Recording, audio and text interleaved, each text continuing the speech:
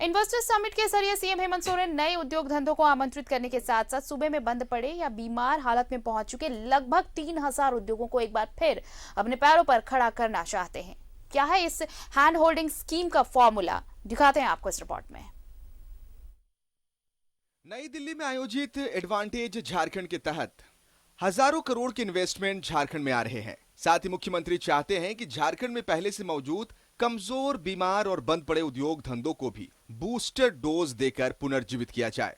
Jharkhand chamber of commerce मुख्यमंत्री के इस इनिशिएटिव की सराहना करता है और यह भी चाहता है कि कोई बोर्ड बन जाए जो इस पूरे रिवाइवल पैकेज को लीड कर सके। साथ में यह भी पता चला है कि आखिर ये फैक्ट्रियां बंद क्यों हुई, बीमार क्यों हुई। उनकी एक समीक्षा होनी चाहिए कि ये उद्योग आखिर क्यों बंद हैं।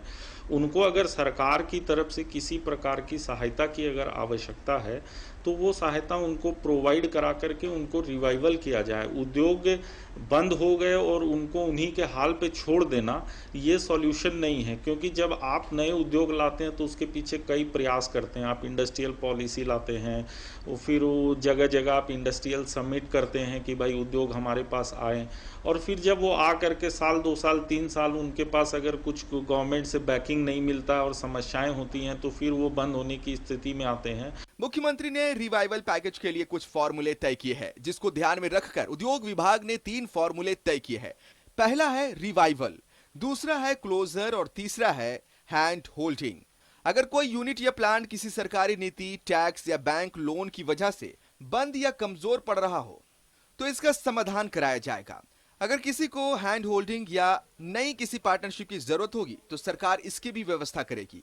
अगर फैक्ट्री या यूनिट को बंद करना ही एकमात्र समाधान हो तो सरकार विधिवत यह काम भी कर देगी। 3000 के लगभग ऐसे उद्योग हैं, छोटे छोटे, जो लघु सूक्ष्म से लेके स्मॉल से लेके इवन मीडियम आकार के हैं या कुछ बड़े भी होंगे, जो कि क्लोज हो गए 2 कारणों से। एक तो कोविड के समय में जो डिमांड का फॉल हुआ, कंस्ट्रक्शंस, प्रोडक्शंस और बहुत तरह की गतिविधियां जो बाधित हुई, उसके कारण से कुछ ऐसे हो गए जो बंद होने की कगार पर आए।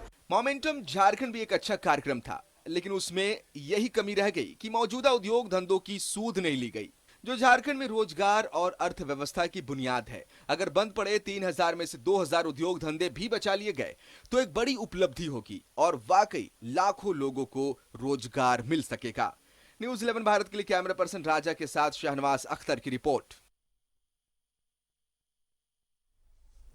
और रुक कर लेते हैं, अपने सहयोगी अंजनी का इस वक्त हमारे साथ जुड़ रहे हैं। अंजनी, देखिए, ये एक कोशिश है। इन्वेस्टर समिट जब हुआ उसके बाद ये इस समिट की जो अगर हम कहें, इसका मुख्य उद्देश्य यही था कि उद्योग धंधों को विकसित कराया जाए, लोगों को रोजगार मिले। लेकिन अब ये जो हैंड होल्डिंग स्कीम है, इसकी अगर इसकी शुरुआत अच्छे ढंग से होती है, देखिए शुरुआत करना बड़ी चीज नहीं है, कैसे वो चीजें प्रक्रिया में जारी रहती हैं वो बहुत बड़ी चीज होगी। और अगर ये अच्छे ढंग से लागू हो जाती हैं तो ऐसे तमाम उद्योग जो बंद हो चुके हैं, जो दम तोड़ चुके हैं, उनको संजीवनी मिल पाएगी इस स्कीम के जरिए। हाँ, देखिए, जिस तरह से जो रिवाइवल पैकेज है, झारखंड में जो बंद पड़े इंडस्ट्री है, तो राज्य सरकार इस दिशा की ओर भी कदम आगे बढ़ाया है।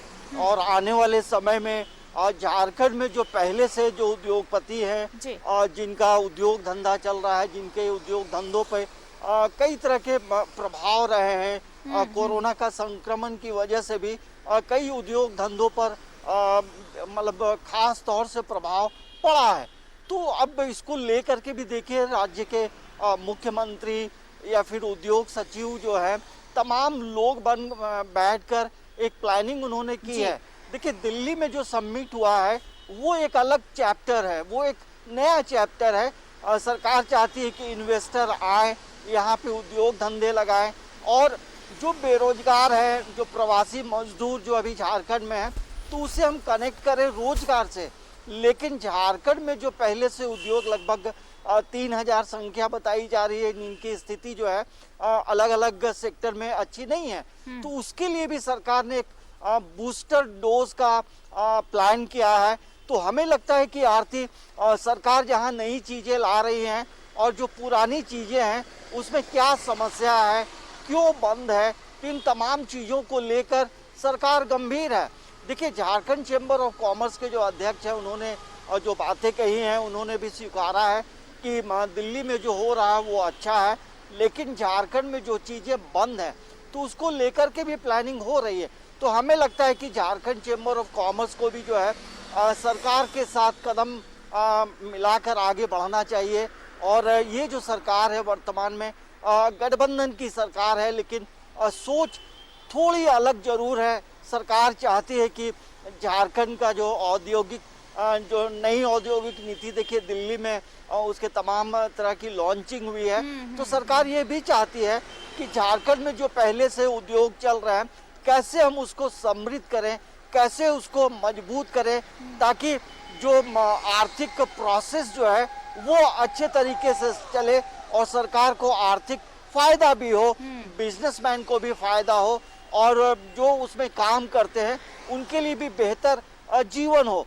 तो हमें लगता है कि जिस तरह से जो प्लानिंग हो रही है आरती, तो आने वाले समय में झारखंड में जो बंद पड़े उद्योग हैं या बैंक लोन ये की बहुत वजह से बड़ी बात घाटे में होगी है, अंजनी। कुछ देखिए, अन्य ये समस्याएं एक तो दो तमाम इंडस्ट्री की चीजों बात को नहीं हो रही है। राज्य के 3000 ऐसी इंडस्ट्री हैं जो बीमार हैं। बीमार इन द सेंस, अब उनमें ना तो वहां पर कुछ प्रोडक्शन हो रहा है, ना ही लोगों को रोजगार मिल रहा है।